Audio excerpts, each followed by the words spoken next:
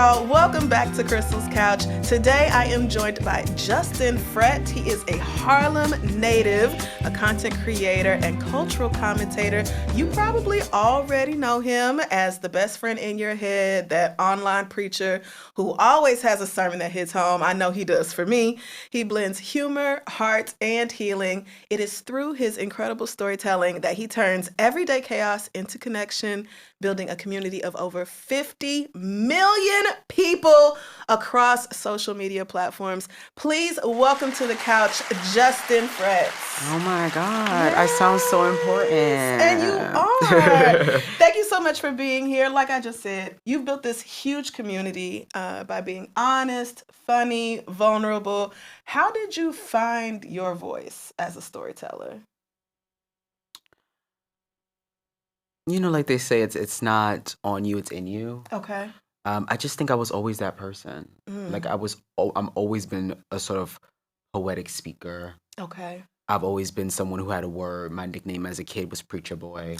You know, like I was the church kid. I love that. So it's just kind of, it's always been my way of being. I think the journey has been really being able to be open and out loud about the thoughts and the feelings and expressing it. Yeah. But that way is me. And you've been like that since childhood. Is this something that was encouraged in you by the people you grew up around, or were they like, boy, chill out, you are doing a lot? The latter. Okay. The latter. Black people. Yeah. I know how we are. Yes. And, you know, Yeah. especially when you're a boy, it also it becomes a very different conversation.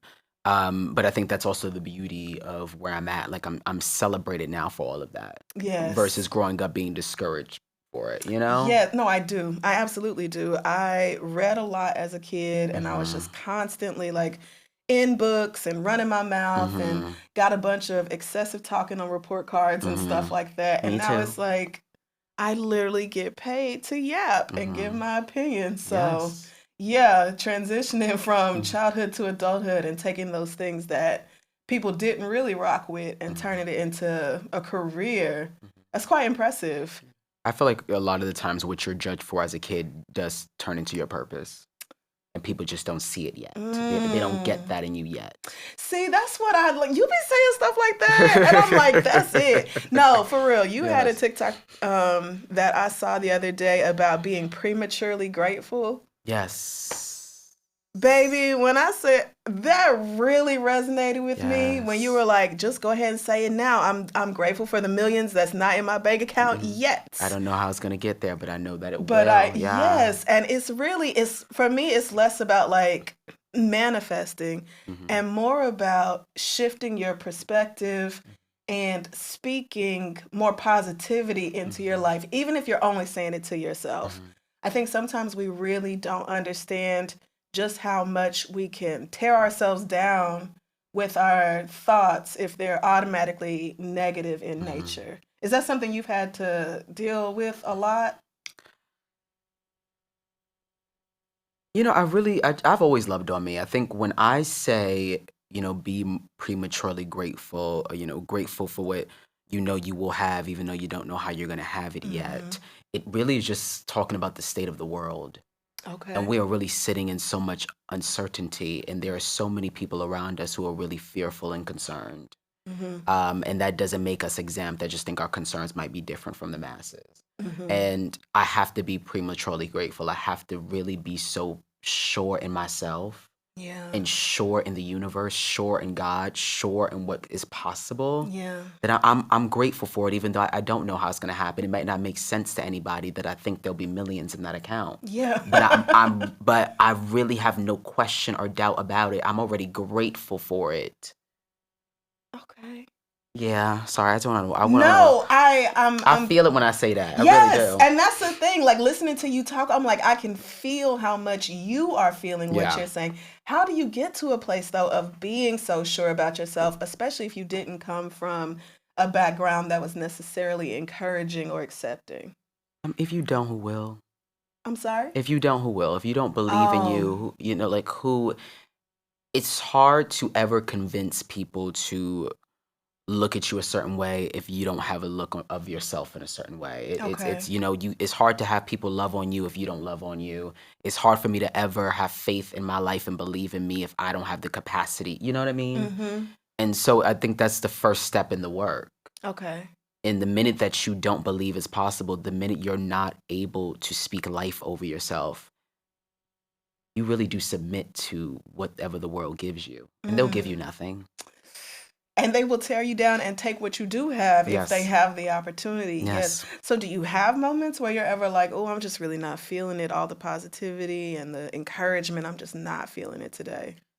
Yeah, but I don't sit in it. Okay. I don't wallow in it, but I definitely yeah. Like I said, the Mhm. world is so uncertain. There's so much going on. Right.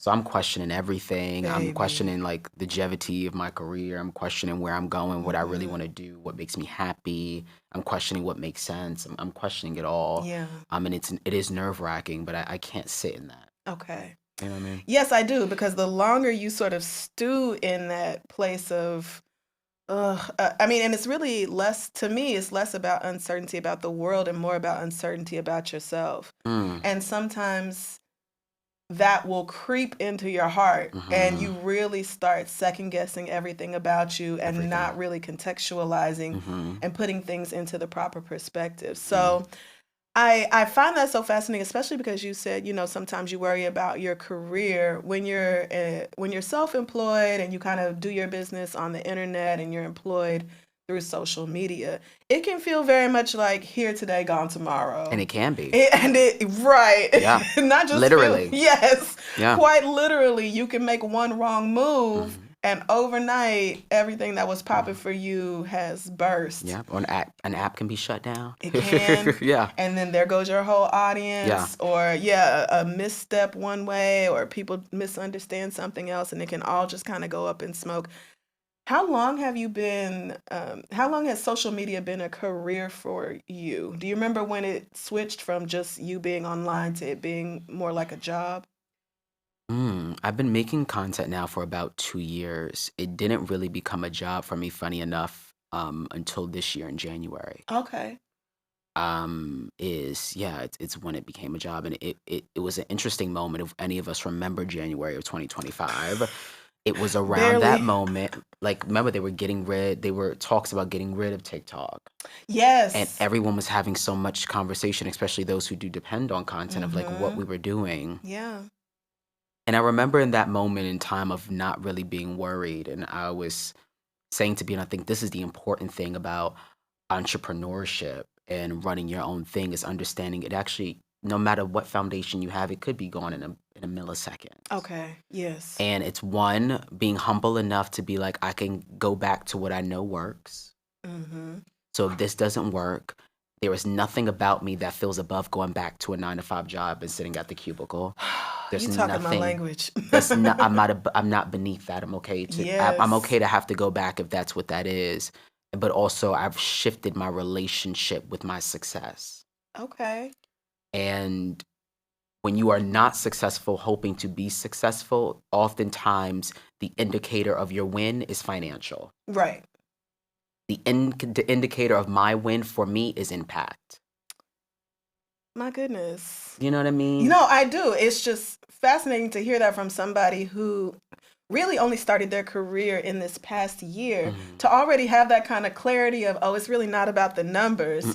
It's about what I'm doing for others. I feel like 12, 13 years in the game, it's only been since I got my master's last year that I'm like, the other things have been nice, do not get me wrong. Yeah. The read has done incredible things, absolutely changed my life.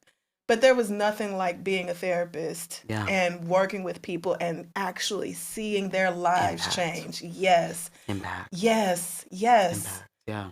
And all those beautiful things, the money, the notoriety, it really does come with the impact. It comes with that naturally and organically, but the intention has to really be pure and it has to be good.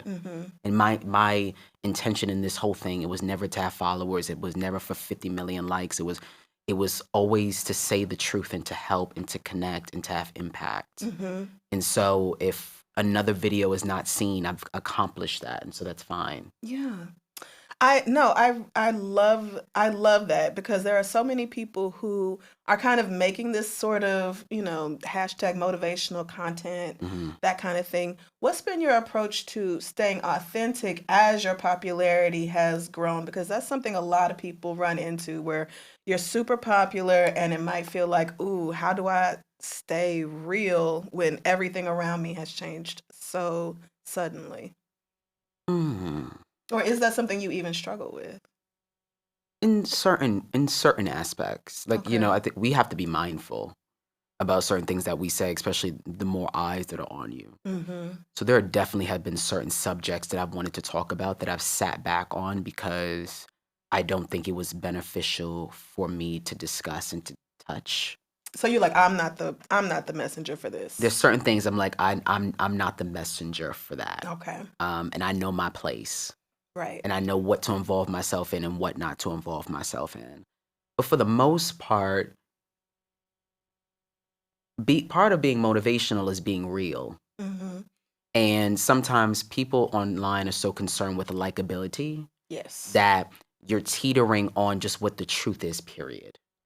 And so whatever I'm talking about, if I really feel strongly about it and it feels like the truth to me, Mm-hmm. somebody not liking it is not making me hesitant to speak up. Right. I don't, because I've spoken about some things. I was like, oh, they might whoop my ass tomorrow.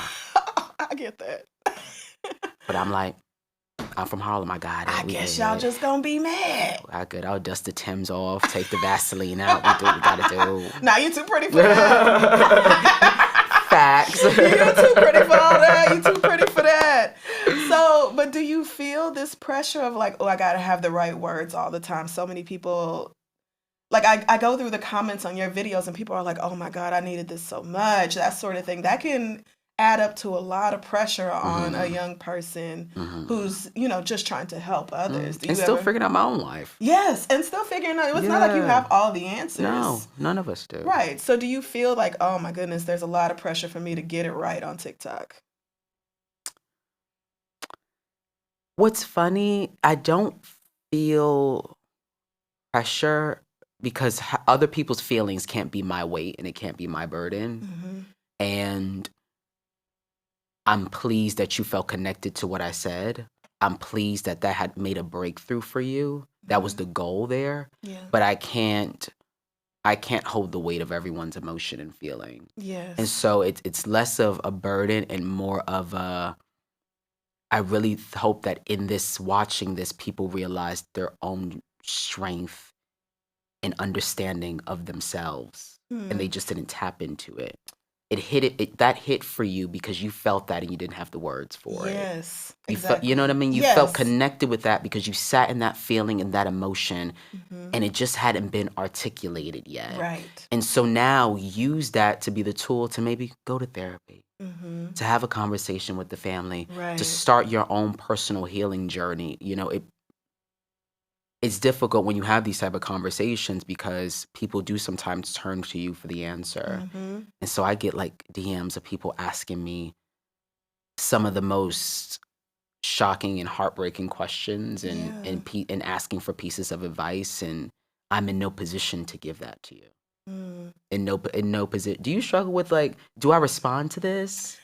Well, it's part of the reason why I started this show, which is Mhm. strictly an advice show, and I do interviews, but Mhm. part of it was, I've gone to grad school. I've learned a lot through grad school and being in therapy for over 8 Mhm. years. So like what am I going to do with all of that now? And there are a Mhm. lot of people hurting and they don't necessarily Yes. have the resources around them.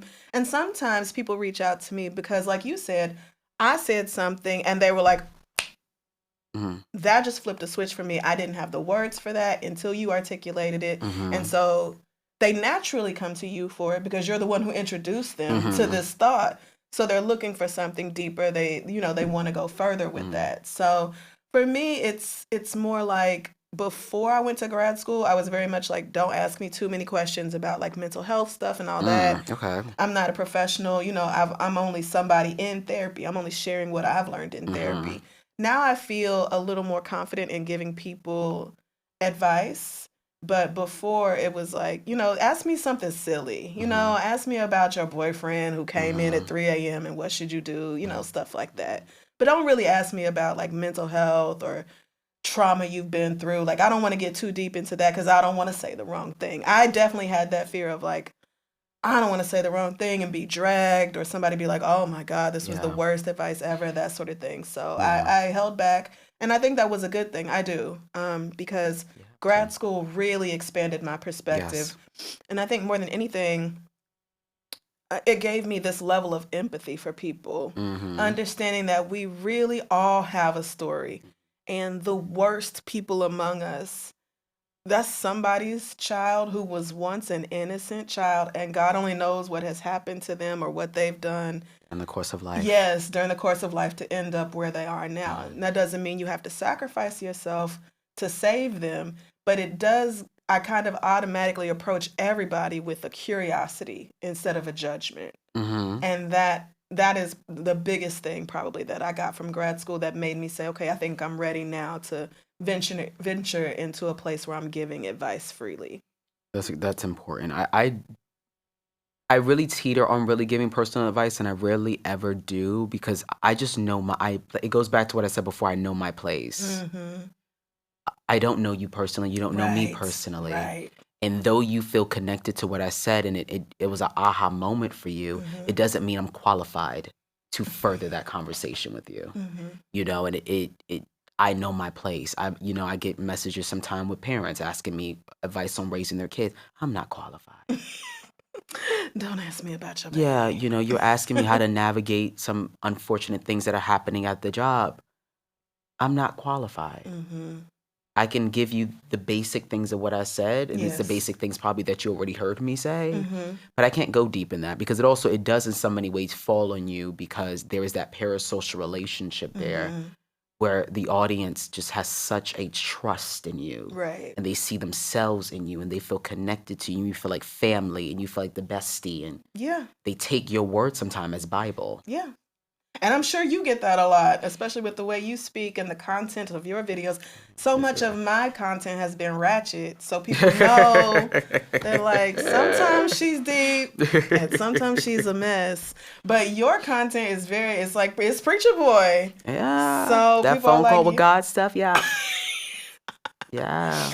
And it's all in the way you speak. It's in the way you present yourself. There's a lot of soul there. And you feel, just talking to you, you seem like a very grounded person at a pretty young age. Where does that come from? 25 years, y'all. Yeah, this is what I'm saying. That's very young to have the perspective that you have. I think I have not met many people your age who speak and think the way you do. So that you're like, I was born with it. I think that's definitely nurture. I grew up with, like I said, I grew up in the church. There's a certain experience you have in the church, the mothers of the church. I grew up very closely with my grandmother, so she gave that sort of Southern elderly perspective to a lot of things. Oh, yes.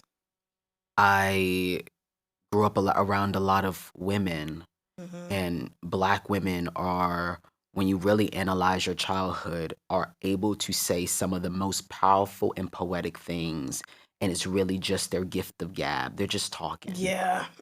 And it doesn't hit you in the moment, but you look over your life, and it was something so magical that your brain couldn't comprehend then, but now you completely understand. And all of it has just carried with me. And I reflect a lot. I think a lot about my decisions. I think a lot about my errors. I think a lot about my wins. I think a lot about the world. So many of us are navigating through it and we don't really analyze anything. Yes. We're just going through the emotion. Right. And I'm looking at it all. Yeah, I think for some people, especially once you start adding in spouses and kids and all this to the mix, you kind of lose the time to really sit with yourself and go through things that way because you're constantly taking care of others and being involved with other things. But it sounds like and the energy. Yes, right. And you only have so much energy for any one given thing. Yes. But it sounds like you have really been deliberate in the way, not just the way you speak, but the way you've approached taking your point of view and bringing it to social media. Do you ever feel like, oof, okay, there's a big difference between putting out a video whenever I want to and being consistent with, content creation? How do you keep that fresh without feeling like, I'm saying the same thing over and over, or I don't know what to say? I have those conversations a lot actually with my my managers and things. I think one thing is I have removed the pressure of always feeling the need to have a word. Okay. And so now I'm giving a lot more. The content is a bit more diverse now. Sometimes I'm giving you my little outfits, Oh posts yes. Oh yes. The that I bag live with the for. bag. Yes, That nasty navy bag. on navy outfit. I said, oh yes. You better There's step. two types of fashion girls. It's the girls who have pieces and it's the girls who have style. And you I'm a said, combination of both. If you don't believe me, let me show you. Exhibit A. Oh yes. Yeah, and so you see, I've been doing things like that. I don't need to have a word. It's funny. I'm still kind of saying a word, but it's not that deep. It's a nice little giggle. It's something to laugh at. It's lighthearted. To be rich. To be rich. Yes, I'm doing all of those things now. I'm removing the pressure to always have a word, because when you do make that your niche, you're bound to be repetitive. Right. You don't have that many thoughts. You know what I mean? And there's not that much aha moments happening for me yesterday to tomorrow. Right. And so I have to give myself, and I don't want to be performative. Right. I want to be real. I want to be connected. I want to be passionate. I want to have the impact. And I'm not going to have it being scripted. Right. Now that's true, because once you are no longer coming from a place of authenticity, your audience will probably be able to pick up on that. Right. Immediately. Yeah. So it's important to not just diversify, but to stay true to yourself. Like, it not just, doing other things for the hell of it, but like, you're obviously very much into fashion. That's a real part of you. So why not share that part of you instead of feeling like, oh, well, let me think of something deep to say. Like, what and is doing it it today? in my way. And what's been important, I give these people advice all the time when they do ask me about content, is I really do consume my own content and really try to think, am I entertained? Am I moved? Am I engaged with this? And the thing that's kept me able to continue to be motivated is sometimes I do look back at the old videos and they still hit me. Yeah. I'm moved by my own word. Okay. I know that's right. And that's do you ever just listen to old episodes of Sometimes stuff? people will clip something and be like, oh my God, this really hit for me. And I listen back, I'm like, oh. It was like, wow, that you was did something. That? Yes. And that's when you know it was real. Yeah. Yeah. Like, I removed the fact that I'm even looking at myself and I just can't believe I said that. That happens for me a lot. Yeah. I'm like, oh, you wow. said that came out of my mouth? That came out on the sidewalk? Okay. And I just was recording and uploaded it, and now it's got 800,000 likes or whatever. Yeah. Yeah, it's a crazy life. It is. So have you ever done any sort of therapy or counseling before? I have. And that was an old dream of mine. To be a therapist? Yeah. Oh, my. It was. I let that go. You did? Yeah. It's not too late. It's never too late for things like that. I don't know if I'm able to let it go. Like, I don't know if I can sit with a patient or and is that the proper term? Well, patient is really more of the medical model. What would I say? But client, I prefer client. Okay, for that. But a lot more of right. PhDs and psychiatrists do say patient. Okay. I couldn't imagine sitting with a client and being able to let go of their story. And I know that's a part of the training process. Yep, it is. And that will take mastery. I just don't want that. I don't want to move around with all of that sitting on me every day. Well, you do learn, like you said, it is part of the education to learn to let things go. Especially in grad school, there's so much support with professors and whoever you're working with in your internship, that sort of thing. You learn ways of getting that out of your body, but also there are stories my clients have told me that I will never forget. And even though I haven't worked with those people in over a year, I will never forget the people that I've worked with that I've had an impact on. So, But there's something to be said for doing it later in life. Like I think one of the reasons grad school was really not, it was challenging because it was a lot of work, but it wasn't challenging in the way a lot of my younger cohort members were struggling because they simply had not lived as much life as I have. So it wasn't as mentally taxing for you from Right. an emotional standpoint. Yes, that, and because I had been in therapy for so long, a lot of times I would just channel my therapist, be like, what was she saying if this was me in this moment? But, I think a lot of what being a good therapist entails is simply being able to sit with someone else's story, not internalize it, but be able to identify with it or see where somebody's coming from and then approach their pain from that angle, from like, I see what you're saying, I feel what you're feeling, or I understand how you're feeling, and so I'm coming to you, I'm using whatever approach based off that. It's not just, oh, well, girl, let me tell you what you should do. Like, therapy is not advice.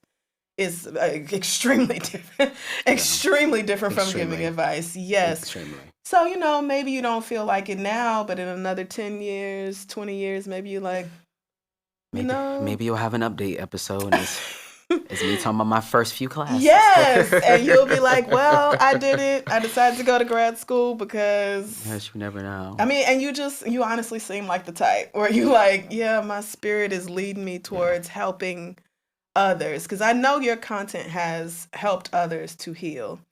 Do you feel like that, knowing that your content has had that sort of impact on people, has that changed the relationship that you have with yourself?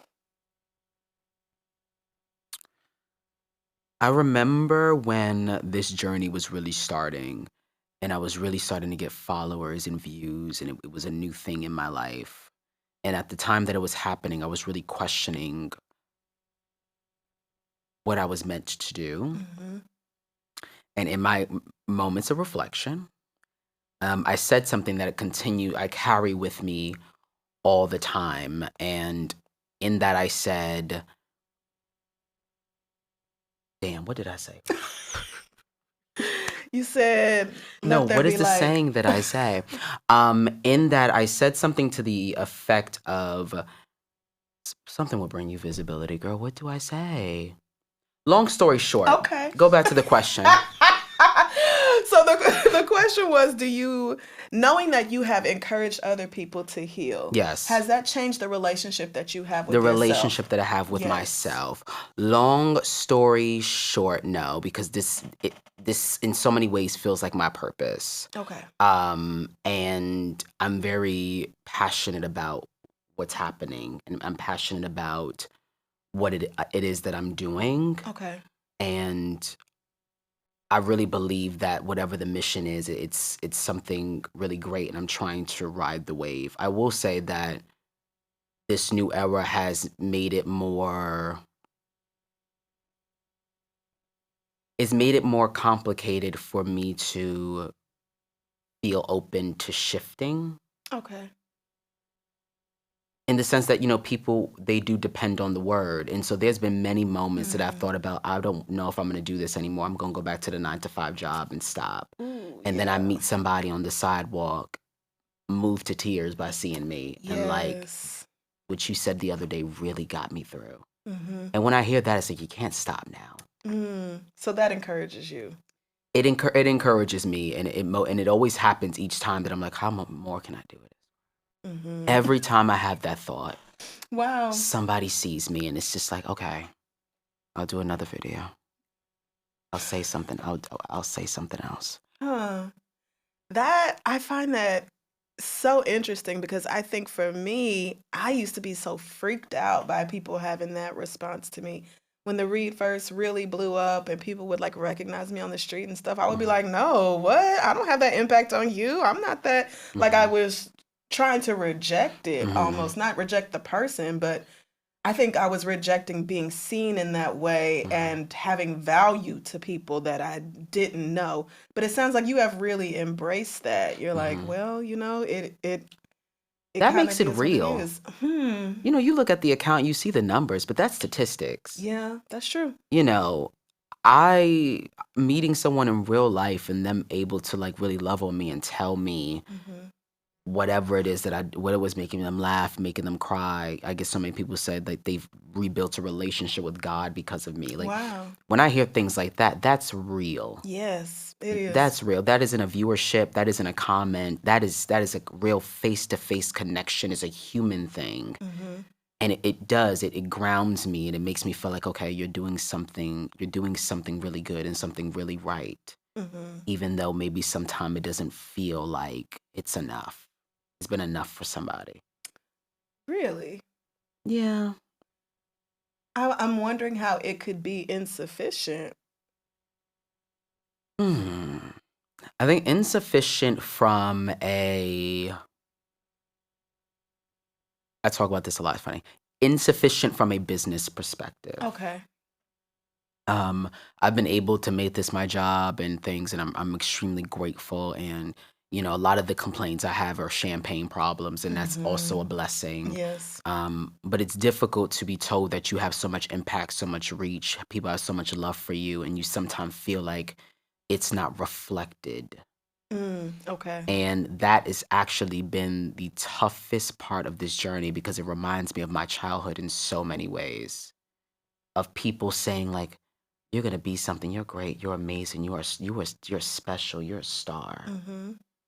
And really having the power, the access, the resources to do something to change my life and prove to me I'm as great as you claim I am. And they Hmm. never did. And so now to be in this position and to go into rooms with PR agencies, Oh yeah. to go into rooms with owners of brands, Mm-hmm. to go into rooms with people who have the power to say, book him. Yeah. And they look me in my face and talk about, I love you. I love your videos. Oh my God, you make me laugh. You got me through. You've never emailed me. Oop. You know what I mean? Mm-hmm. And it's hard. And I remember saying this to somebody, and she said, and I thought it was a great question. I said, it's fair. She said, well, for me, I understand what you're saying, but it calls to question, is what you're doing really in good heart? If you're hoping for a result in it in that way. Hmm. And I said, well, first of all, this is my business. So, Can I have a job? so at surface level, Right. but also, I said to her, it's the same thing in my eyes for you. Let's say you are a woman, you're married with kids. Mm-hmm. You didn't make dinner. You didn't clean the house expecting the thank you, but it made you feel good when you got it. Mm-hmm. Okay. I'm at that point where I'm waiting for the real, genuine thank yous. The real thank yous. Not just, I like your video, bye, see you later. But the type of thank you, I like your video so much. You was on my heart. This is what I got. I got these things for you. Do you think this makes sense? Do you like this? How can we? Opportunities. Real opportunity, real tangible for real opportunities that shows me how Mm-hmm. much I've really given. Okay. Yeah. So, hmm. So do you feel like the love and the financial side of things are not aligned? Like there's just not for all of the love you're receiving, there's really not enough of the real world benefits to kind of go along with that, to correlate with that? Hmm. I I wouldn't hone in on the financial aspect Okay. because, like I said, these are champagne complaints. Yeah. So the financial things are there. It's more about. It's hard for me to accept the idea that I've had such a worldly impact on somebody's life in a really grand and amazing way for whatever that is, for Mm-hmm. whatever has been communicated for me, for whatever that love is, Okay. and it not be moved into real world. And though my words are real, though my impact might be real for you, that Right. phone isn't real world. And so it's Mm. difficult for me to be face to face with you in this real world moment, and you tell me this, and it's amazing. But it doesn't transition into allowing that impact and love to spread in a really different way. That makes sense. I'm trying to find the words that make it clearest. Yeah. Well, I'm just wondering, if it's not financial, then what other real world impact are you looking to, like, Just have more your in brand life. be expanded? More in life. Yeah, to You know? be bigger. Yeah, it's like, for example, let's use Dorita as an example in this, right? The money is there, the work is there. That's amazing. Life, though, in some ways, I would think, and correct me if I'm wrong, would feel really limited if that was all you did. Well, Like, wouldn't it be beautiful? When you went back to school, you started this, you have so many outside projects, so many other things that really feed you right. and make you feel full. And there are opportunities and things that come of that really show to you your impact, what you've done, the work is real. It's not just in the thank yous, but it's in the rooms you enter. I see It's what in you're the saying. email you receive. Yes. It's real. Yes, I think now I have a clearer understanding of Okay. what you mean, because it's true that, for a while the read was the only thing I did, and that was fine because I was recovering from trauma, going to therapy, really doing a lot of very difficult internal self-work that I really didn't have the energy to put into too many other projects. But it's also true that the read opened up so many doors for me to be on Uncommon Sense and Drunk History, and I've just had countless opportunities and things I've been able to do because of the show. Like where you said the we appreciate you, we love what you say. It's not just words. It means, okay, so come shoot this show with us. It's action Come behind that. Yes. I should have used that example earlier. Sorry, y'all. No. Yeah, I like that. It's action. But I think it's important to have the conversation so people see how we get to the understanding that we work have. through our thoughts. Yes. Like, Yes. It can't just be, oh, well, here I am and I am perfect and here is my perfectly articulated thought. Like, yes, I see what you mean. To not have it just be the thank yous, which do mean a lot, but to have other things come forth because of that. Not just the words, but the action. Right. So when you think about your legacy, even though you are only I feel crazy asking a 25-year-old about their legacy. Yeah. But you kind of have this gravity about you where it's like, you're a young MLK or something, where it's like, we finna be quoting Justin Frett for a long time. I hope so. Is that the sort of impact that you want your work to have? Because it was the first thing you said, impact, that's what matters the most. Is that how you see yourself kind of living forever? I think so. I think in so many ways, with the internet, the legacy is there. I mean, even if I was just a one video wonder, that one video for someone is the legacy. That's what they know me for. That's the thing. So I do definitely think that is a part of the impact. I hope that, at the end of the day, when people do think about me, that they know, like, my heart was good and I was really trying to spark some honest, real conversation. And there was moments of motivation. There was moments of me working through my thoughts and vulnerability with you. There were moments of me encouraging you the ways that I once needed to be encouraged. It was all of those things. I was the people's people. Yeah, that's what I hope. That at the end of the day, for whatever faults or missteps I may have had, that y'all see my heart, that I genuinely did try to put more good into this world than negative, and I tried to leave this place better than how I found it. Yeah, even if I said a little strict and stern. Even if it was real loving I still. ruffled a couple feathers. Yeah, I have. I stepped on a few toes. I have. But overall, I did more good than harm. My intention was very good.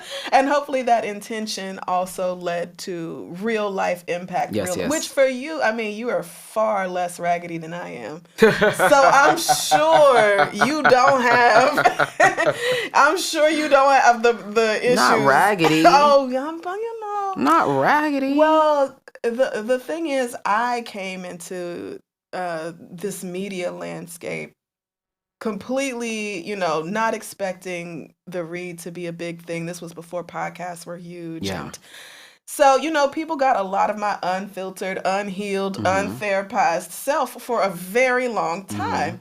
So when you kind of grow up in that way, in this public eye sort of way, it can be challenging because people are like, well, I remember Crissle from 2013 and she was not this bitch who's sitting here now acting this way. And I'm like, you're right. Which is beautiful. They saw the evolution, the growth. Well, see, some people think that's beautiful. And some people are like, nah. Like, there are some people who really feel like you can't change. Some people do feel that people are just sort of stuck and static. And that's another thing that I have really learned from therapy is that just about everybody has the capacity to change. Whether they get there, whether they have the resources and support they need to get there is a completely different conversation. And we're supposed to. Well, now are we going to talk about what we're supposed to have versus or what we do have versus what the real world actually gives us? Yes, Yeah. and that's also part of what I'm trying to do here. It's like, a therapy is inaccessible for a lot of people. Yeah. And so, however I can share the things I've learned in school and as being a client to other people where somebody says, ooh, that thing she said, that reminds me of me. Or, like you said earlier, you said something that really just flipped a switch for somebody. Maybe that thing can be the catalyst for you to go start your own journey towards, I mean, healing journey is like so cliche, but that's really what it is. What is, I mean, because I feel like this conversation could get really deep if we wanted to let it. So with all of the success you've had, do you find that your relationships have changed at all? Like personal relationships? Yes, like family, friends, that sort of thing. Honestly, I'm gonna say it's a double-edged sword. For the most part, no. Okay. Like I talk a lot online about boundaries and standards and I really do navigate my life that way. So it's a no in many ways because I have boundaries. People don't play with me in that way. You said they actually know better. Yeah, like the people don't play. Like people don't play with me in that way. I'm not disrespected in that way. Yeah. Especially because I make it very obvious it wouldn't be tolerated for me. Okay. I will say it's made it more difficult to build new, genuine relationships. So it's made it difficult in the sense of dating. Like I think they've never seen anything, and then I see you actually did. Oh my God! Please. Like those things like that are like, oh God. Yes. Which it doesn't bother me, but also let's not act like you don't know what I do then. Or even friends, like I think we're genuine regular friends, and then I get a text or we out at lunch and you talking about, I really want to do content. And I'm like, oh God. Oh my goodness, I can't tell you how many times I thought that I was just making a friend, like legit thought that I was making a friend. And then it turns into, oh, well, no, it was actually, I'm trying to make it fury or whatever. It was an ulterior motive there. Yes, yes. And so I see what you mean about it being harder to trust new connections in that way, especially with dating. Yeah. Especially. Like I dated somebody very briefly who didn't seem to know anything about me or what I did, but then I also saw a picture of them wearing the Read merch on their Instagram. That's so crazy. And I mean, they were like, well, I just went to that one show with a friend. I didn't put two and two together that was you. And I'm like, okay, that could be true. But it's the sort of thing where you like... far-fetched. Seems like a little... I didn't put two and two together. Please, I want to believe her so bad. You were at the show watching. At some point when you saw me again, it like had to click. No. They said it did not click. And I'm like, Okay. okay, well, I choose to believe you. Okay. But it's that sort of thing where it's like, do I really, you question things in that way when, yes, is dating something you're comfortable talking about? Yes. I wanted to actually ask you in that, like, when those things happen, does it make you question what their actual attraction to you was? Because sometimes I wonder, was the lure really the mug, or was the lure the fact that you felt like now you have a proximity to, I don't know, some Something form of else. celebrity or just some form of something different in terms of like a public eye thing? Is like, and I also meet a lot of people too, which you can add on this too, who sometime their attraction to me, if they want to see how much of what I say on that phone is real. Mm. They want to see if Oh, I'm going to live yeah. up to that love talk that I say. Right. Or is it all going to drop once the Or is it a camera fake? stop? Yeah. Yes. And then Is he here really like come that, or is he really not little like that? demon Yeah, yeah, Justin. yeah, Yeah, yeah, yeah, yeah. yeah, yeah, yeah. Yeah. Well, for me, I'm always a demon, so I don't think people expect anything better out of me ever. I'm a classy demon. But it makes dating so much more challenging Yeah. for me as a queer Black woman, especially because it's like most of the people that I have dated over the past decade absolutely knew who I was, had listened to the show, called themselves a fan, that sort of thing. And so it does, for a while, I made everybody sign NDAs. Everybody that I slept with. I made them sign NDAs that they would not share any details of our relationship or any photos that we took, videos, things of that nature. Definitely affected my sex life for sure. Yes, because it makes you triple question everybody that you allow to be close to you in that way. And even now when people show interest, I'm like, do you really like me? Are you really interested in me? Yeah. Or did you see me with Beyonce? Yeah. Will I be your next story time? Yeah, you trying to be right. Yeah. You just trying to be near me for a few weeks so you can go and tell your friends, this. So it makes it extremely hard to date. I also hate thinking like that because there is something very arrogant also about that perspective. Yeah. Because it's like, I'm not Beyonce. Right. So it's like, okay, how do you teeter between that is a realistic feeling, and that's okay to maybe think that there's a motive there, versus like, girl, calm down. Well, I don't do too much, I'm not like, of course you only want me because Of course I'm you know who I am. Crissle. Yeah. I'm not doing all that. Yeah. But when you approach me like, oh my God, I'm such a huge fan, you're so fine, can I get your number? It's kind of like automatic. Well, and so I think part of my hesitation is because this has unfolded in disastrous ways before. Oh, so you dated fans. So I have dated. Okay. I have dated. I mean, if I didn't, I don't want to say if I didn't date fans, I wouldn't date anybody, but everybody who approaches me knows who I am at this point. So it's like, and I've had situations where I've met people, at the club, at a party, whatever, and everything seemed cool. And I said to them, like, I'm not interested in dating. You seem really cool. Let's legit be friends. Like, I would love to hang out with you, get to know you in that way, but I'm not trying to date. It's like people really don't want to hear that. And so they just hear, let's be friends. And they're like, okay, I still got to end. And so I've had situations where it really turned into, it was clear to me by the way you behaved that you were expecting something else out of this that you would not have been expecting from somebody else that you dated. So I think if I hadn't had, so if I had not had those negative experiences, I probably wouldn't be so nervous or, like, I'm a little trepidatious about this. I don't know what you finna do. But since I have, it's kind of like, oof. So how do I navigate that? Do I just stay single? Because I've had those conversations of like, I don't want to be in it, and they think more of it, and it always annoys me because I'm like, okay, you do know who I am. You've seen me. When have I ever seemed unclear? Ooh. Tell them again. So if I said, I'm not looking for, I really want to be your friend, what about me makes you think that that's not my truth? Right. What about how I've navigated and talked and you see me move through the world Yeah. makes you think that that was not very clear and serious? Right. But at that point, they're not thinking about you and what you've said. They're thinking Not at about all. themselves and what they want. And so that's where I just take my time with new connections.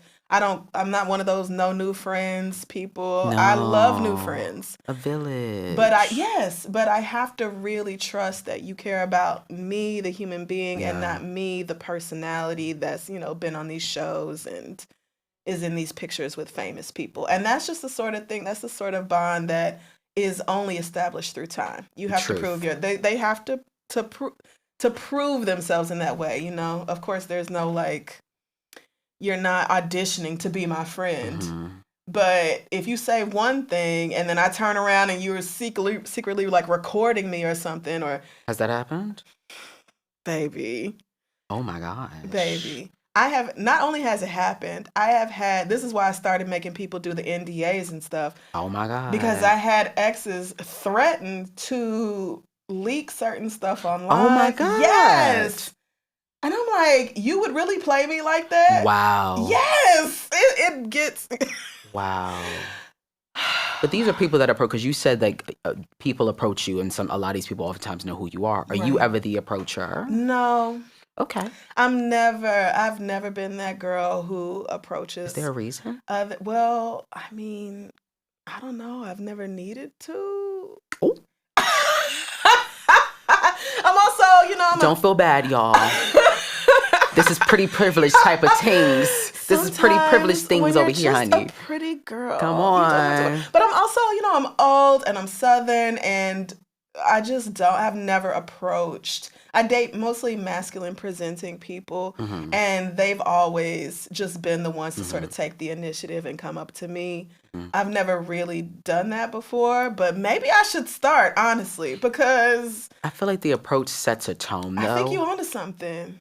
Yeah, I mean, because you might have a better eye for what it is that's going to work, and maybe these people approaching you, they're not Right. moving with good intention. And meanwhile, I'm just like, okay, are you fine? Because whether you fine dictates whether this conversation goes any further. That's all I'm thinking about, right? Yes. So after I had incidences of people like surprise FaceTiming me and making me talk to your mama or I your don't like cousin. that. Don't do that. Don't do that. Do not do that to me. I don't That like happens that. has happened to me often. Yes, it's like, man, come on. Don't like, do that. I'm over here in my bonnet, pimple cream on my face. Like, please let me. I'm just a girl. I don't like that. I mean, even if I didn't have like a social, it's just like, still Please. don't. I'm on the spot. You putting me on the Yeah, spot, and you I'm calling me. I'm on your phone.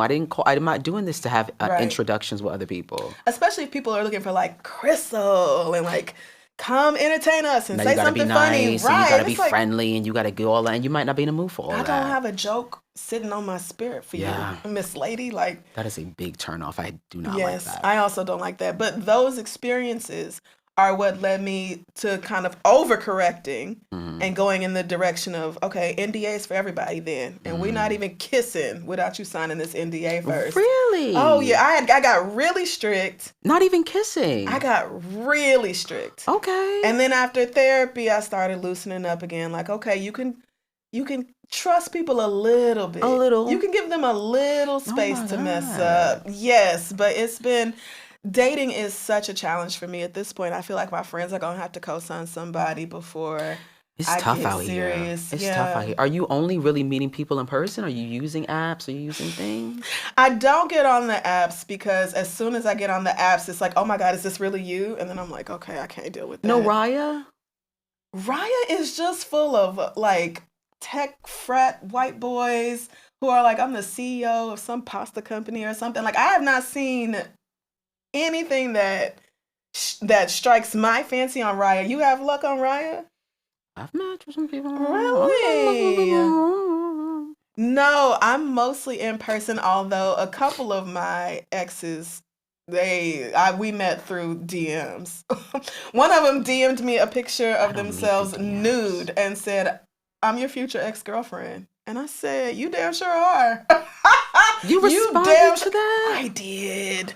Oh, that would have been an immediate block for me. No, she was very fine. I don't even care. Oh, she was You don't so respect fine. me. Well, this was before therapy. Was it? Yes. This was before, well, no.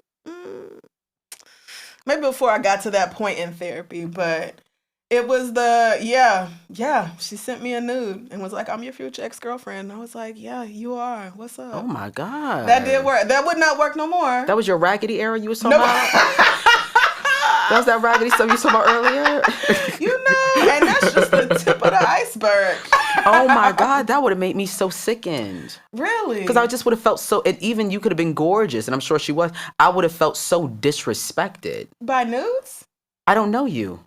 Yeah, well, I mean, that's how you get. What did got your my Ray say? attention. What happened to hello? How are you? You know what? It wasn't just the nude. It was the I'm your future ex-girlfriend. That made me laugh.